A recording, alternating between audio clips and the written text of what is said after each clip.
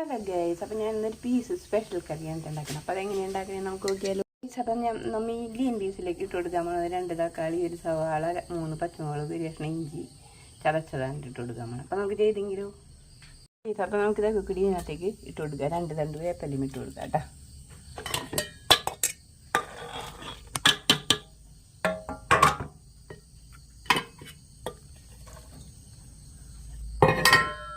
Case നമുക്ക് ഉപ്പും കൂടി ഇട്ട് കൊടുക്കും. ഉപ്പ് വെന്തിട്ടാണെങ്കിൽ ഇട്ട് കൊടുത്താൽ മതി. ഞാനിപ്പോൾ മുളക് മഞ്ഞൾപ്പൊടി ഇട്ട് കൊടുക്കാം, ഒഴിച്ച് കൊടുക്കാം കേട്ടോ. എല്ലാ സാധനങ്ങളും നമ്മൾ കൂട്ടി വെച്ച് നമുക്കിനി സ്റ്റവ് കത്തിക്കാം. നമ്മുടെ പീസ് വെന്ത് നമുക്ക് അതിനകത്ത് താളിച്ചിടാം കേട്ടോ. നമുക്ക് എണ്ണ ഒഴിച്ചെടുത്താലോ. മതി.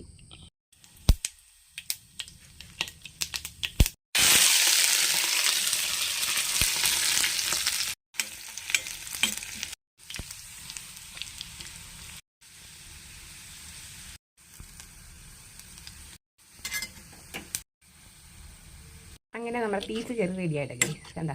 നല്ല സൂപ്പർ കറിയാണ്. എല്ലാവരും ഉണ്ടാക്കി വെക്കാം. അപ്പോൾ ഇതിനകത്ത് ഞാൻ എന്തൊക്കെയാണ് ഉണ്ടാക്കി വെക്കണം. ഇട്ടത് മല്ലിപ്പൊടി, മുളക് പൊടി, ഗരം മസാലപ്പൊടി, പെരിഞ്ജീരകപ്പൊടി.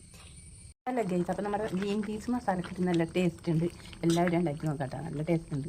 അപ്പോൾ ഈ വീഡിയോ ഇത്രേ ഉള്ളൂ. അടുത്തൊരു വീഡിയോയിൽ പാക്കിലാതിരിക്കും. ടാറ്റാ. നല്ല ഗൈസ്. അപ്പോൾ നമ്മുടെ പീസ് കറി റെഡിയായി. അപ്പോൾ ഇതെല്ലാവരും ഉണ്ടാക്കി നോക്കണം കേട്ടോ. നല്ല ടേസ്റ്റാണ് കേട്ടോ.